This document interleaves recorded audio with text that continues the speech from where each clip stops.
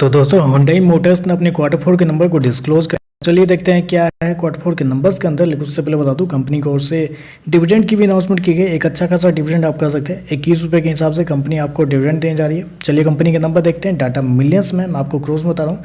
मैं आपको basically stand loan number बता रहा हूँ क्योंकि मार्केट की जो एक्सपेक्टेशन है इसी नंबर के ऊपर है। तो देखिए पिछले क्वार्टर में कंपनी 16,241 करोड़ का रेवेन्यू जनरेट किया था ऑपरेशन के थ्रू। पिछले साल देखते हैं तो 17,131 करोड़ के आसपास, जबकि अभी देखें तो 17,561 करोड़ आपको जाता हुआ देखने को मिला। तो साल दर साल जाते हैं तो साल दर साल कंपनी के रेवेन्यू के अंदर एक हल्की सी तेजी आपको देखने को मिल रही है। लगभग बोल सकते हैं आप 2.5% के आसपास का जंप है कंपनी के रेवेन्यू के अंदर साल दर साल। जबकि क्वार्टरली बेस पे जाते हैं तो क्वार्टरली बेस पे एक अच्छी खासी तेजी है। लेकिन ऑटो सेक्टर है तो हमें बेसिकली क्या करना है, हमें साल दर साल चेक करना है। साल दर साल देखें तो 2.5% के आसपास का जंप आपको देखने को मिल रहा है। जबकि मार्केट का अनुमान भी था कि इस क्वार्टर में कंपनी का जो रेवेन्यू है वो थोड़ा सा स्ट्रगल करता हुआ आपको देखने को मिल सकता है। और जो एवरेज अनुमान निकल के आता है वो आपका निकल के आता है 17,200 करोड़ से लेके 17,500 करोड़ के बीच में। तो मार्केट का मानना था कि इसके बीच में कंपनी का रेवेन्यू आता हुआ देखने को मिलेगा। तो आप कह सकते हैं टोटली इनलाइन कंपनी के रेवेन्यू आपको देखने को मिल रहा है।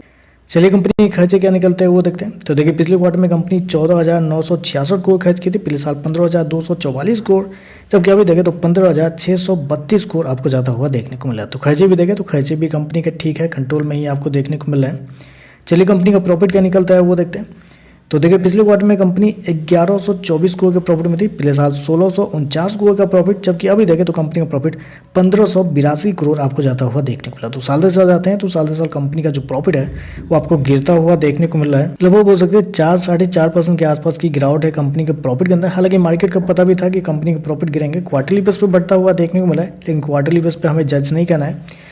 तो साल दर साल देखें तो कंपनी का प्रॉफिट आपको गिरता हुआ देखने को मिला है। कंपनी शो कितना किया है, 1582 करोड़ का प्रॉफिट है इस क्वार्टर में।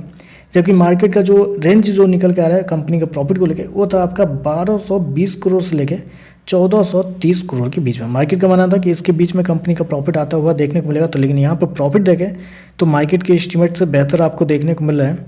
चलिए कंपनी के ईपीएस क्या है वो देखते हैं। लेकिन उससे पहले कंपनी के मार्जिन की बात करते हैं। तो पिछले साल कंपनी का मार्जिन 9.6% के आसपास था। पिछले क्वार्टर में देखते हैं तो कंपनी का मार्जिन लगभग 6.9% के आसपास, जबकि इस क्वार्टर में देखते हैं तो कंपनी का मार्जिन आपको 9.01 आपको जाता हुआ देखने को मिला। तो मार्जिन देखें तो हल्का सा साल दर साल थोड़ा सा कम होता हुआ देखने को मिल रहा है।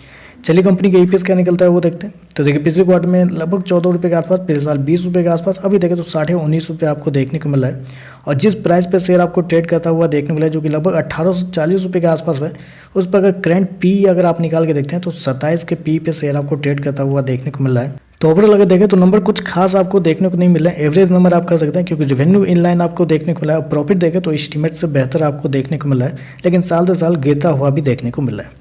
तो चलिए बस आज के लिए बस इतना है। वीडियो पसंद आए तो लाइक कीजिएगा, साथ में साथ चैनल को सब्सक्राइब जरूर कीजिएगा। धन्यवाद।